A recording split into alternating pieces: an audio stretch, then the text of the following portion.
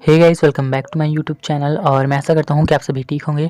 तो फिर गाइस, आज हम देखने वाले हैं पारिस्थितिकी तंत्र इकोसिस्टम। ये जो है 12th plus basic third year दोनों क्लास में है, तो फिर दोनों क्लास के लिए जो है हेल्पफुल हो सकता है। इससे पहले जो है मैंने इकोलॉजी कंप्लीट नोट्स जो है दे दिया है। अगर नहीं देखे हैं तो फिर डिस्क्रिप्शन में लिंक दिया हुआ है, आप लोग जाके देख सकते हैं। तो फिर आज हम इकोसिस्टम के बारे में क्या क्या पढ़ेंगे वो हम देख लेते हैं। तो फिर सबसे पहले तो जो है इस सबसे पहले जो है इंट्रोडक्शन देखेंगे, फिर उसका डेफिनेशन देखेंगे, फिर कितने प्रकार के कंपोनेंट्स पाए जाते हैं इकोसिस्टम में वो हम देखेंगे। फिर 4 हम देखेंगे टाइप्स ऑफ इकोसिस्टम, है ना, इसके कितने टाइप्स हैं वो हम देखेंगे। फिर उसके बाद है जो पृथ्वी में मुख्य जो इकोसिस्टम है, मतलब कितने मुख्य इकोसिस्टम है उसके बारे में देखेंगे, है ना। तो फिर जलीय इकोसिस्टम, वन इकोसिस्टम, चारागाह इकोसिस्टम, ये सभी इकोसिस्टम जो है हम देखेंगे।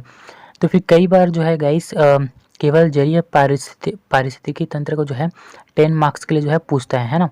तो फिर और कई बार जो है वन इकोसिस्टम को ही 10 मार्क्स के लिए पूछ देते हैं ना, अकेले को ही, इन दोनों में से। तो फिर इसका जो वीडियो है मैं वो अलग से एक प्रॉपर तरीके से बनाऊंगा, है ना, ताकि जो है आपका नंबर कहीं से कम ना हो, है ना। हालांकि जब इकोसिस्टम पूछेगा तो फिर आपको जो है इन सभी को लिखना है, लेकिन कम कम लिखना है ना।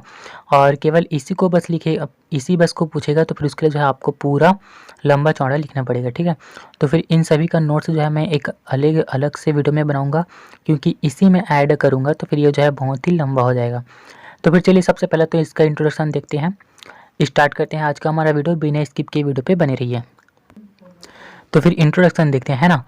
चलिए गाइस, इंट्रोडक्शन देख लेते हैं इकोसिस्टम का। तो फिर कोई भी जीव जो है अपने चारों ओर के वातावरण या फिर कोई भी समुदाय जो है प्रकृति में अकेला नहीं रह सकता है। सॉरी, उल्टा पुल्टा हो गया मेरा, है ना। कोई भी जीव अथवा समुदाय जो है प्रकृति में अकेला नहीं रह सकता है। वह अपने चारों ओर के वातावरण पर जो है प्रत्यक्ष अथवा अप्रत्यक्ष रूप से जो है प्रभाव डालता है। ठीक है गाइस, आप लोगों को पता ही है कि कोई भी अकेला जीव जो है एक मतलब वातावरण में जो है नहीं रह सकता, है ना। अकेला तो हरगिज ही नहीं रह सकता। तो फिर वही यहाँ पर लिखा है, फिर किसी क्षेत्र में कार्य करने वाले भौतिक तथा जैविक अंशों का योग ही जो है इकोसिस्टम कहलाता है। देखिए, भौतिक यहाँ पर लिखा गया है, तो फिर हमारे आसपास जो है बहुत से जो है भौतिक घटक हैं, जैसे ताप, दाब, आर्द्रता, जल, वायु, ये सब जो है भौतिक अंश हैं, ठीक है। और वही जैविक अंश की बात करूँ तो फिर पेड़ पौधे, जितने भी प्रकार के जीव जंतु हैं वो सभी आ जाएंगे, है ना। तो फिर इनके योग को ही जो है इकोसिस्टम कहा जाता है, ठीक है गाइस। क्या बोल रहा है, जो हमारे चारों जो है भौतिक तथा जैविक अंशों का योग ही जो है इकोसिस्टम कहलाता है, ठीक है। वही यहाँ पर लिखा है, आप चलिए देखते हैं। प्राणी अपना भोजन जो है स्वयं नहीं बनाते हैं ना, हम अपना भोजन जो है स्वयं नहीं बनाते हैं गाइस, आप लोगों को पता ही है, पहले से ही जो है पढ़ते हुए आ रहे हैं ना। अतः वे अपने भोजन के लिए जो है हरे पेड़ पौधों पर जो है निर्भर होते हैं या रहते हैं। पौधे प्रकाश संश्लेषण द्वारा अपना भोजन स्वयं बनाते हैं। और प्रकाश संश्लेषण के लिए जो कौन कौन सी आवश्यकता होती है, तो फिर प्रकाश, जल, CO2 तथा खनिज लवण आदि, है ना। प्राणियों के मृत शरीरों के क्षय से अथवा उत्सर्जित पदार्थों से कार्बनिक तथा अकार्बनिक पदार्थ भूमि में एकत्र हो जाते हैं, जो पौधों द्वारा ग्रहण कर लिए जाते हैं। अतः टेंसले ने जैव तथा वातावरण की इस परस्पर निर्भरता को जो है इकोसिस्टम कहा। टेंसले ने यहाँ पर इकोसिस्टम क्या कहा है गाइस, वो मैं आप लोगों को शॉर्ट में बताता हूँ। हम लोग जो है अपना भोजन स्वयं नहीं बनाते हैं, हम लोग जो है भोजन के लिए पेड़ पौधों पर निर्भर रहते हैं।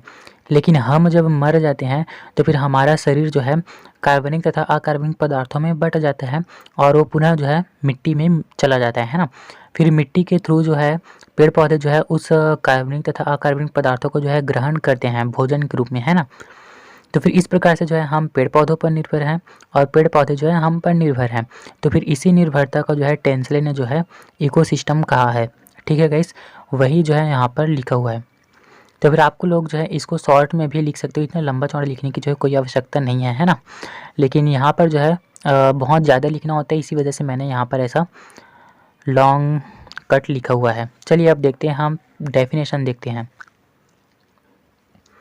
क्लार्क के अनुसार जो है इकोसिस्टम वातावरण तथा समुदाय की क्रियात्मक सक्रियता है, ठीक है गाइस। क्लार्क के अनुसार क्या है इकोसिस्टम, वातावरण तथा समुदाय की जो है क्रियात्मक सक्रियता है। अब देखते हैं ओडम के अनुसार, जो कि मुझे ओडम का सबसे अच्छा लगा, है ना। बीएससी लेवल के लिए जो है यही इम्पॉर्टेंट है, मतलब इम्पॉर्टेंट तो सभी है लेकिन ये वाला जो है अच्छा है। तो फिर ओडम के अनुसार जो है पारिस्थितिकी तंत्र वह मूल क्रियात्मक इकाई है जिसमें जैवीय तथा अजैवीय है ना, या फिर जीवीय अथवा अजीवीय वातावरण सम्मिलित हैं जो परस्पर एक दूसरे को प्रभावित करते हैं, जिससे ऊर्जा प्रवाह तंत्र में निश्चित एवं स्पष्ट संरचना जैवीय विविधता का चक्र बनाती है। ठीक है गाइस, ओडम यहाँ पर क्या कह रहे हैं, जो इकोसिस्टम है ना, वो जो है मूल क्रियात्मक इकाई है जिसमें जैवीय तथा अजैवीय यानी कि मृत और जीवित है ना, सजीव और निर्जीव दोनों वातावरण सम्मिलित हैं जो एक दूसरे पर जो है परस्पर प्रभाव डालते हैं या प्रभावित करते हैं, जिससे जो है तंत्र में ऊर्जा प्रवाह जो है एक निश्चित संरचना का जो है जैव विविधता का चक्र बनाता है। ठीक है गाइस, वही यहाँ पर लिखा हुआ है। अब चलिए मैथेवन के अनुसार देख लेते हैं।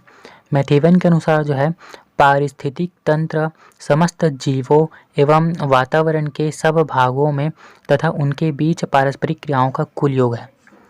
ठीक है गाइस, क्या बोल रहा है, जितने भी जीव सम्मिलित हैं है ना, मतलब जितने भी जीव वातावरण में उपस्थित हैं वे सभी जीव है ना, और जितने भी वातावरण हैं उसके सब भाग से जीवों के संबंध को है ना, जितने भी वातावरण हैं उनके सभी भागों से जो है सभी जीवों के संबंध को जो है इकोसिस्टम कहा है मैथेवन ने। ठीक है, तो फिर ये हो गया डेफिनेशन। आप जो है 2 या 1 ऐसा लिख सकते हैं, मैं यहाँ पर जो है 3 लिखा हूँ, आप जो है 2, 1 या फिर तीनों भी लिख सकते हैं है ना। तो फिर आप अपने हिसाब से देख लेना आपको जो सही लगे। अब चलिए कंपोनेंट्स ऑफ इकोसिस्टम वो हम देख लेते हैं। कंपोनेंट्स ऑफ इकोसिस्टम, तो फिर इकोसिस्टम में जो है मुख्यतः 2 कंपोनेंट्स होते हैं। सबसे पहला जो है जैविक घटक और दूसरा जो है अजैविक घटक। ठीक है, जैविक घटक को जो है बायोटिक कंपोनेंट्स कहते हैं और अजैविक घटक को जो है अबायोटिक कंपोनेंट्स कहते हैं। तो फिर चलिए एक एक करके इन सभी के बारे में देख लेते हैं। तो फिर ये देखिए जैविक घटक और अजैविक घटक। ठीक है, तो फिर बायोटिक कंपोनेंट्स हम सबसे पहले देख लेते हैं जैविक घटक को है ना। तो फिर किसी भी पारिस्थितिक तंत्र में जो है बायोटिक कंपोनेंट्स को जो है पोषण के आधार पर जो है निम्नलिखित भागों में बांटा गया है। बायोटिक अर्थात क्या समझते हैं ना, जैविक मतलब जितने भी जीवित जीव जंतु हैं उन सभी को जो है बायोटिक कंपोनेंट्स या जैविक घटक कहते हैं। ठीक है गाइस, तो फिर ये जो जैविक घटक हैं इनको जो है पुनः जो है कई भागों में बांटा गया है पोषण के आधार पर है ना, यानी कि खान पान के आधार पर। तो फिर चलिए सबसे पहला हम देख लेते हैं प्रोड्यूसर, उत्पादक है ना। इसमें वे सभी हरे पेड़ पौधे आते हैं जो सूर्य के प्रकाश से जो है ऊर्जा का ग्रहण कर प्रकाश संश्लेषण की क्रिया द्वारा जो है अपना भोजन स्वयं बनाते हैं। ठीक है गाइस, तो फिर प्रोड्यूसर में आप मतलब प्रोड्यूसर में जो है वे सभी हरे पेड़ पौधे आ जाएंगे जो अपना भोजन जो है स्वयं बनाते हैं प्रकाश संश्लेषण की क्रिया द्वारा। ठीक है, इतना आप लिखेंगे। फिर सेकंड है उपभोक्ता है ना, कंज्यूमर हम देख लेते हैं।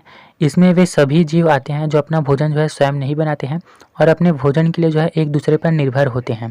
ठीक है, तो फिर इनको पुनः बांटा गया है गाइस इनके खान पान के आधार पर। ठीक है, तो फिर सबसे पहला जो है प्राथमिक उपभोक्ता, प्राइमरी कंज्यूमर। ठीक है गाइस, एक एक पॉइंट आप याद रखेंगे कि फिर कहाँ पर किसको बांटा गया है ना, क्योंकि ये सभी जो है बाद में जो है जब हम बहुत सारा पढ़ लेते हैं तो फिर हम मिक्स होने लगता है, तो फिर अच्छे से बार बार रिवीजन करेंगे है ना।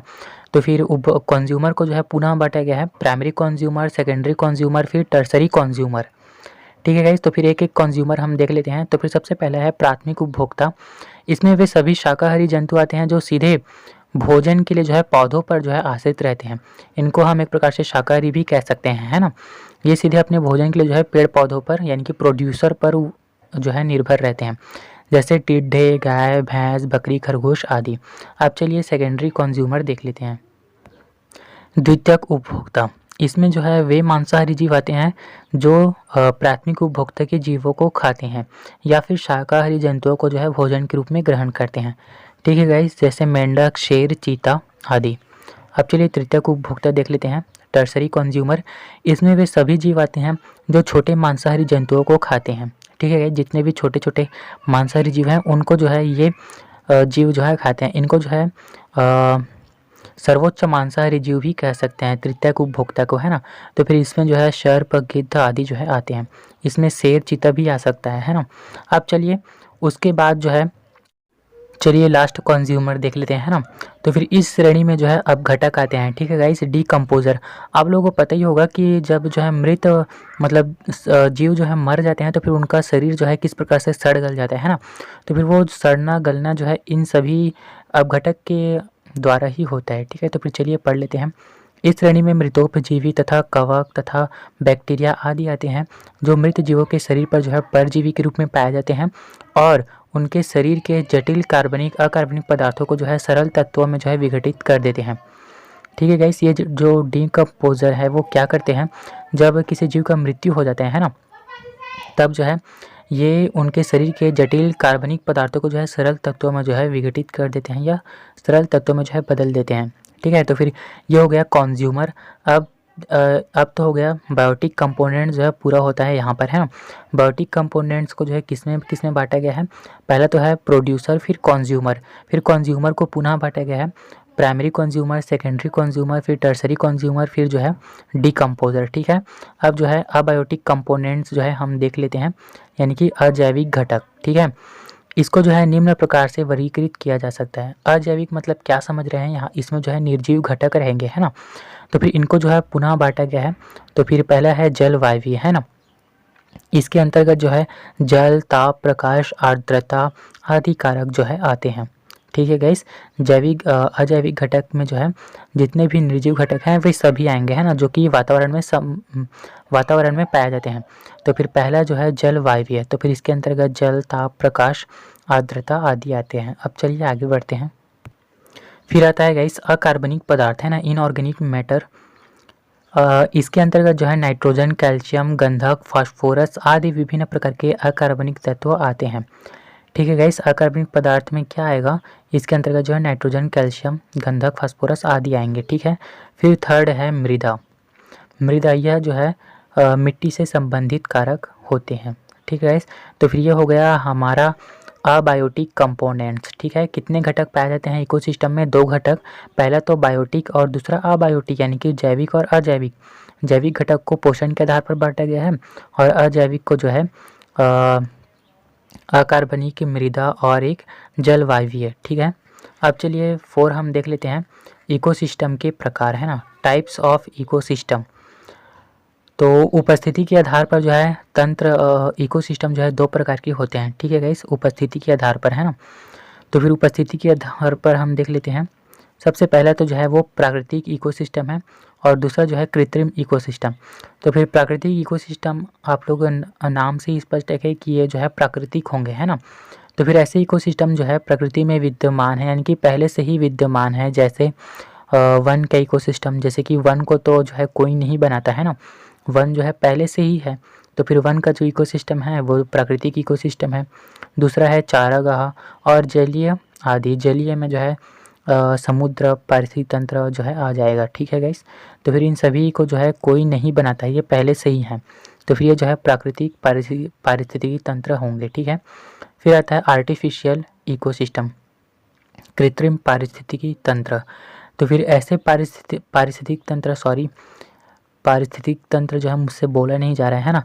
तो फिर ऐसे इकोसिस्टम जिसे जो है कृत्रिम रूप से बनाया जाता है उनको जो है कृत्रिम इकोसिस्टम कहते हैं, ठीक है गाइस। जैसे कि एक्वेरियम, बगीचा, फसल, है ना, और टेरेरियम आदि।